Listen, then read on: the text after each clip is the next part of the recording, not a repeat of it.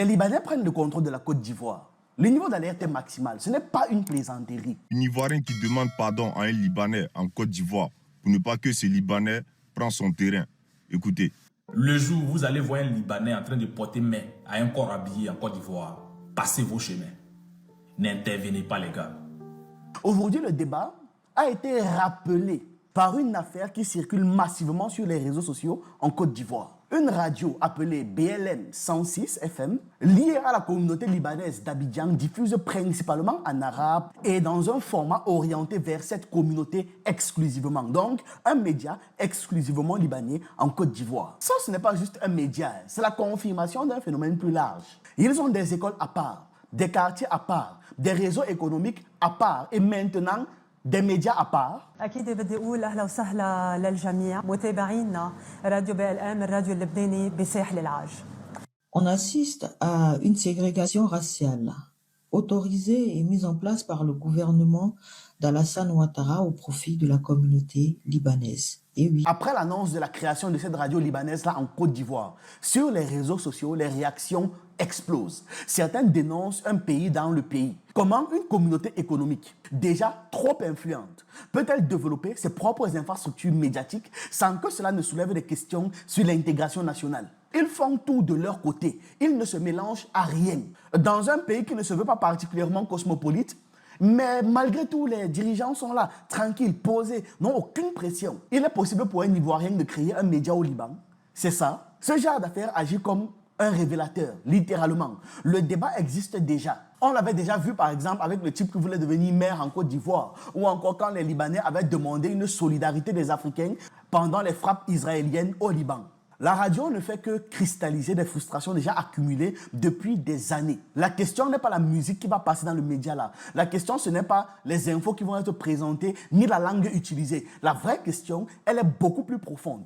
Comment est-ce qu'on en est arrivé là, à une situation où certains réseaux économiques dans un pays sont capables de bâtir des structures parallèles, presque autonomes au pays en lui-même? Comment est-ce qu'on a pu laisser faire un truc pareil arriver?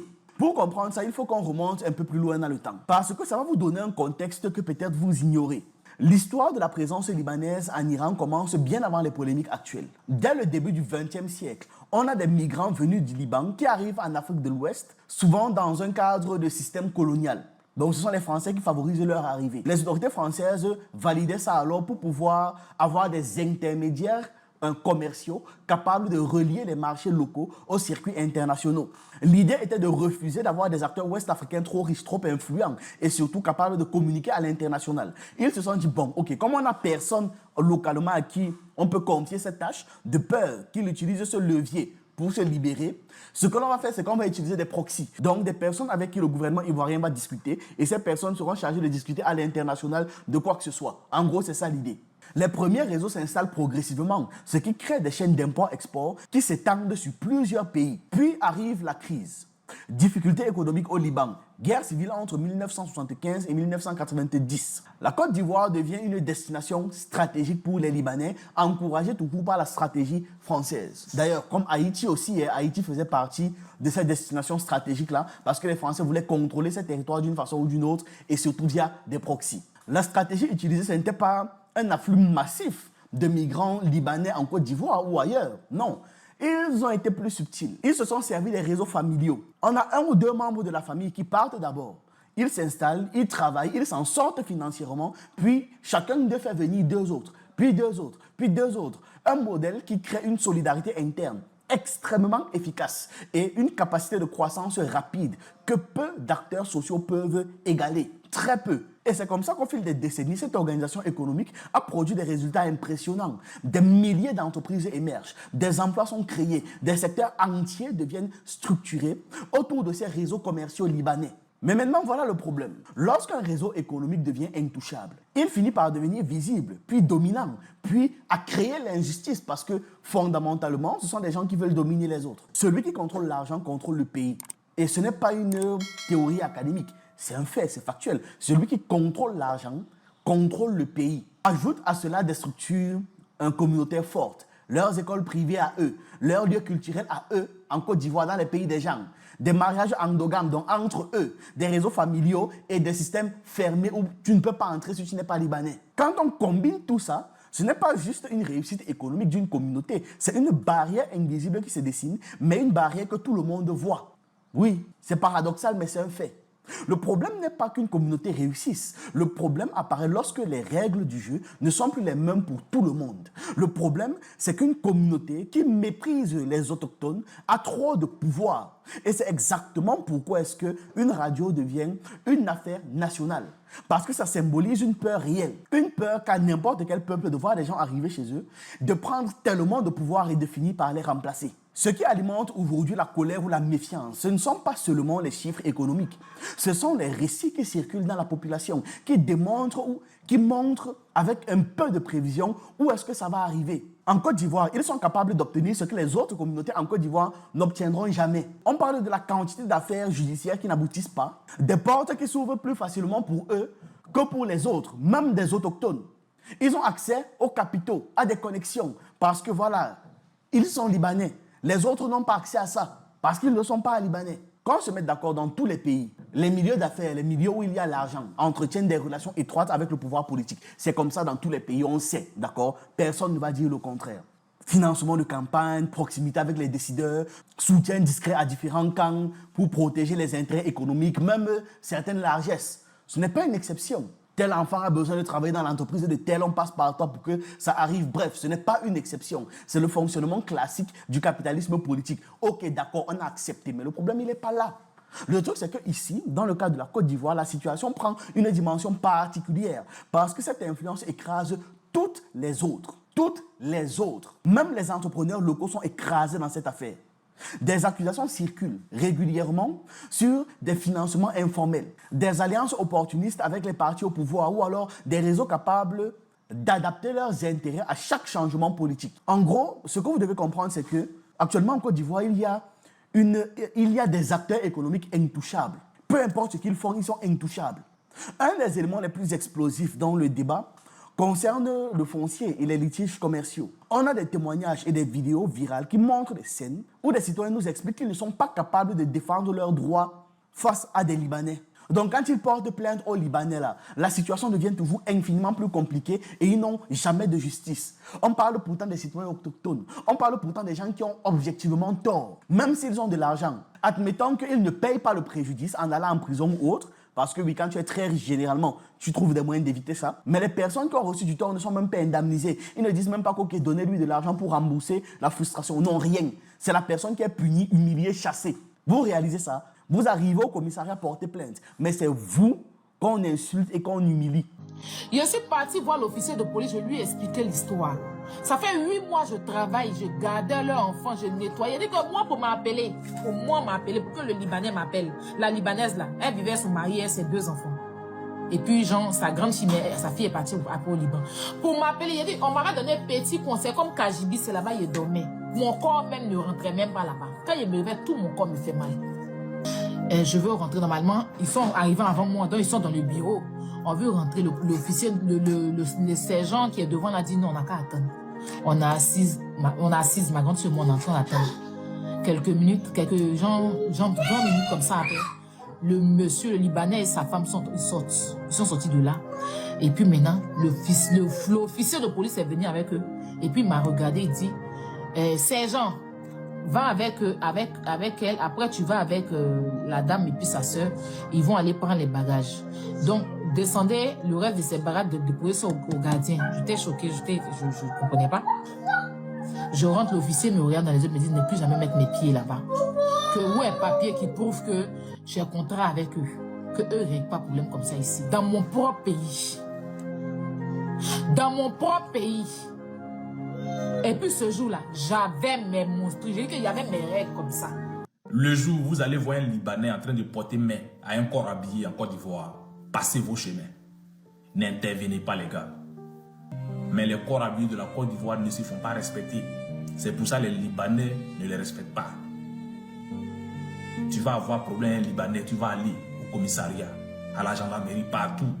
Ils vont prendre le Libanais, lui va rentrer dans le bureau climatisé.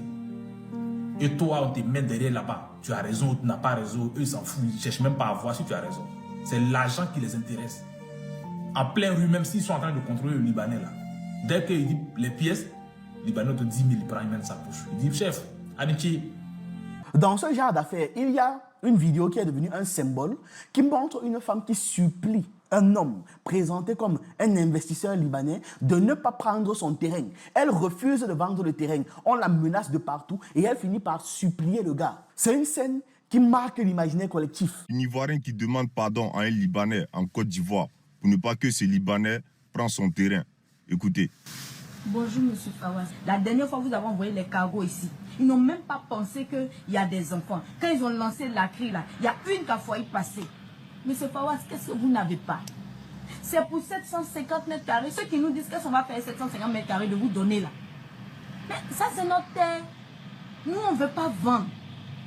Nous, là, si demain on n'est pas là, nos parents nous ont laissé. On va donner à nos enfants qui eux aussi vont laisser à leurs enfants et ainsi de suite. On ne veut pas vendre. Vous avez des immeubles partout. Vous avez des sociétés dans toute la sous-région. Vous avez des biens au Liban. Et si on était vos enfants, vous devrez être fiers de nous. Parce qu'au moins, les enfants ne vont pas vendre votre maison où vous avez dormi dedans. Vous dites qu'on ne vous a pas demandé pardon. Si vous êtes gentil, que vous avez une famille. Que si on vous avait demandé pardon, vous allez laisser mes frères. Vous êtes sûr qu'on ne vous a pas demandé pardon? J'ai vu avec votre ambassadeur, quand il a envoyé des gens nous voir, pour qu'on vous donne, on lui a dit d'aller vous demander pardon. Monsieur Koko, du ministère des Affaires étrangères, il est venu nous voir, on dit d'aller vous demander pardon. Toi-même dans ton pays, tu demandes pardon à un étranger pour ne pas qu'il prenne ton terrain que tes parents t'ont laissé. Et tes autorités qui sont censées te défendre, eux-mêmes te disent d'aller demander pardon à ce Libanais. Non, la Côte d'Ivoire est maudite. C'est fini pour nous. Vous voyez ça? Vous vous retrouvez à supplier un étranger de ne pas prendre votre terre chez vous. C'est quand même d'une rare humiliation. Et les dirigeants sont là, ils regardent, ils n'ont pas de pression parce qu'eux, bien évidemment, n'auront jamais ce genre de problème. Les rapports et les analyses évoquent des accusations récurrentes du genre, plaintes classées sans suite, lenteur judiciaire, intervention informelle de réseaux d'influence. Revenons à l'affaire qui relance les débats. La radio communautaire des Libanais et les rumeurs autour d'une chaîne télé même. Parce que ça ne va pas s'arrêter à une radio. Ils vont aussi ajouter la télé dessus. L'existence d'un média fermé centré sur une communauté dans un pays étranger qui ne se veut pas particulièrement cosmopolite. Quand on ajoute à ça les écoles privées, les réseaux économiques internes, bref, les quartiers, les structures officielles qui leur sont propres et j'en passe, quand une communauté possède déjà le commerce, l'immobilier, maintenant les médias, dans combien de temps pensez-vous que cette communauté aura la politique et finalement l'armée? Les enquêtes internationales sur les flux financiers suspects liés à des réseaux transnationaux relayés par la communauté là, ça ajoute une couche supplémentaire de tension. Lorsque des investigations étrangères mentionnent des circuits économiques passant par des entreprises libanaises locales, le débat change de dimension. On ne parle plus seulement d'économie, mais aussi de sécurité et d'influence géopolitique. Oui, parce que n'oubliez pas qu'à la base, ils sont là pour une question d'influence géopolitique. Ils servent de relais au gouvernement colonial français. Ce qui inquiète le plus dans l'histoire des nations, ce ne sont pas forcément des invasions militaires ou alors la conquête visible. Le véritable basculement arrive souvent beaucoup plus lentement, par accumulation silencieuse de forces économiques, sociales, culturelles et politiques qui finissent par redessiner l'équilibre d'un pays sans qu'aucun seul coup de feu ne soit tiré. Le mécanisme commence presque toujours de la même manière. On est une diaspora économique qui s'installe, prospère et s'organise. Et grâce à sa solidarité interne, à l'accès aux capitaux internationaux et à des réseaux transnationaux extrêmement efficaces, elles réussissent très rapidement dans les secteurs stratégiques. Le commerce, l'import-export, l'énergie, l'immobilier, la distribution. Au départ, cette réussite est perçue comme une richesse supplémentaire pour le pays. C'est bien, voilà, ils viennent, s'installent, on les accueille, ok, c'est bien. Elle crée des emplois, ça dynamise certaines zones urbaines et ça apporte même un certain savoir-faire. Mais avec le temps, la logique change parce que lorsque la réussite se concentre durablement dans certains groupes, ça devient un signal collectif. L'histoire de la Mauritanie montre à quel point les tensions économiques et identitaires peuvent dégénérer lorsque l'État est incapable d'arbitrer équitablement les rapports entre les communautés du pays. Ce qui s'est passé en Mauritanie, c'était une arabisation progressive du pouvoir politique, une transformation culturelle liée au commerce transsaharien et à l'islamisation, ainsi qu'à un basculement des centres de décision vers les élites nomades du Nord. Donc, c'est quand le pouvoir a été pris par les Arabes que voilà ce qu'on a. Même après l'indépendance de 1960, les tensions entre l'orientation africaine du pays et l'orientation arabe du pays sont restées très fortes. Très. Ces tensions se sont maintenues un bon moment, avant maintenant que les Arabes ne prennent le contrôle total. Donc, le contrôle politique d'un pays, le contrôle de l'armée d'un pays ne change pas par la disparition d'une population, mais par une réorganisation des structures de pouvoir, des langues administratives ainsi que des réseaux économiques. Et ça commence toujours par le contrôle de l'argent, parce que c'est à partir de l'argent qu'on peut financer tout le reste. Le Zaïre, la République démocratique du Congo de Mobutu avait compris ça. Les personnes visées étaient arrêtées très rapidement, puis expulsées par vol affrété ou alors ils étaient contraints de quitter le pays dans l'urgence et de tout laisser sur place. Ils étaient mis en prison. Le gouvernement d'assainir l'économie nationale et de reprendre le contrôle financier du pays parce que certains secteurs, certaines choses ne doivent pas être contrôlées par des étrangers. Comprenons donc qu'un pays peut être pris de l'intérieur, non pas parce que il y a un groupe qui a planifié une conquête, mais parce que il y a plusieurs dynamiques qui se sont créées et qui ont fait en sorte que ce groupe dominant dise mais pourquoi pas? L'argent se concentre progressivement dans des groupes qui fonctionnent entre eux. Une partie de l'économie nationale devient de plus en plus dépendante de ces réseaux-là, de ces mêmes gens-là. Et les institutions publiques perdent leur capacité à garantir la justice pour tout le monde. À votre avis, pourquoi pas? Vous faites partie de ce groupe-là. À un moment donné, vous vous posez la question, mais pourquoi pas diriger le pays une fois? On comprend donc qu'à ce stade, le débat n'est plus sur des chiffres ou des entreprises, mais sur la survie d'un pays. L'histoire montre donc une vérité. Un pays ne perd pas forcément par la guerre. Il peut se fragmenter lentement lorsque des réseaux économiques deviennent plus solides que les institutions nationales chargées de maintenir l'équilibre. Eh Dieu, c'est fini. C'est gâté, c'est fini. Ce qu'on ne voulait pas là, c'est arrivé. Pour la première fois dans l'histoire, vol direct Abidjan-Beyrouth, Côte d'Ivoire, Liban, des vols directs. C'est à l'avantage de qui? C'est pour faire quoi? C'est pour qui? Le grand remplacement vient de commencer. Ils ont vu qu'on est en tas depuis plus de 8 mois. Ils ont vu que ce n'est pas un buzz. Ils ont vu que ça va finir par une révolution anti-Liboul. Ils se sont préparés, ils ont investi et ils vont faire venir leurs frères en tas. Parce que nous, les Ivoiriens, on ne rêve pas d'aller au Liban. C'est en ruine. L'argent libanais est moins fort que l'argent guinéen. Il n'y a rien à faire là-bas si ce n'est pas esclavage. Bon, le vol Abidjan-Beyrouth, là, c'est pour qui? Si ce n'est pas pour qu'eux, ils viennent nous remplacer. Famille, l'heure est très grave. La livre libanaise est la monnaie la plus faible au monde. Numéro 1. Elle n'est pas 6e, c'est numéro 1. Ça, c'est pour vous, les Ivoiriens. Écoutez bien. Parce que vous laissez des gens qui ont la monnaie la plus faible au monde commander vos pays. Ça s'appelle une faiblesse mentale. Écoutez bien. La livre libanaise est dans une certaine mesure la monnaie la plus faible au monde. Dans le monde entier, la monnaie la plus faible, c'est la livre libanaise. C'est une folie. Voilà comme le titre dit. Maintenant qu'il y a cette ligne directe-là qui a été ouverte, encore plus de Libanais pourront venir plus rapidement, plus efficacement. Et pas seulement en transportant des gens ou quelques marchandises, mais beaucoup plus. Et dites-vous que c'est par cette méthode-là que l'Afrique a perdu plusieurs pays, plusieurs nations et plusieurs civilisations. L'Égypte, la Libye, le Maroc, l'Algérie, la Tunisie, la Mauritanie, tous ces pays étaient noirs avant. Aujourd'hui, ils ont divisé l'Afrique en deux. Et les mêmes mécanismes se reproduisent parce que les dirigeants pensent à eux, à leur ventre, au lieu de penser à leur nation. Nous sommes en guerre et les faibles vont disparaître. Les faibles vont disparaître. Ça, il n'y a rien à faire. Soit vous avez confiance en vous, vous développez votre outil, ou bien vous n'avez pas confiance et vous disparaissez. Et dites-vous que si on disparaît, je parle en tant que peuple, en tant que civilisation noire africaine, si on disparaît, on ne va même pas parler de nous dans l'histoire.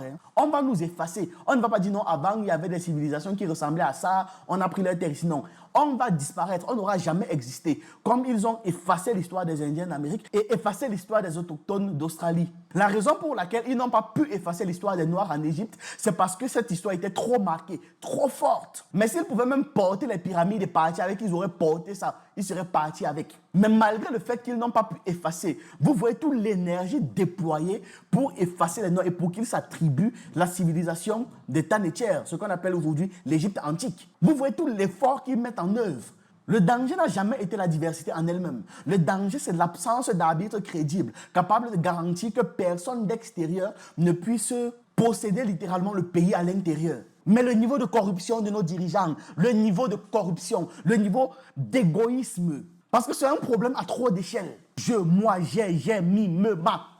Tout ce qui compte, c'est eux. Ils ne voient pas plus loin que le bout de leurs quelques années d'existence. L'Afrique est en retard. Nous sommes en retard. L'Afrique est terriblement en retard. Et le fossé se creuse chaque seconde. Mais ce n'est pas une fatalité. Le retard peut être rattrapé et vite. C'est possible. Et on ne parle pas de centaines d'années, non. En 20-30 ans, l'Afrique peut rattraper tout son retard. La Chine l'a fait. La Corée du Sud l'a fait. Malgré ses lacunes, la Corée du Sud l'a fait.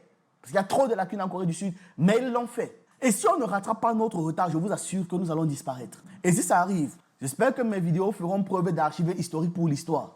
J'espère au moins que ça pourrait aider certaines personnes d'ici quelques centaines d'années. Bref, voilà ce que j'avais à partager avec vous dans cette vidéo. Dites-moi ce que vous en pensez en commentaire. J'attends vos avis, vos analyses et on se retrouve une prochaine fois.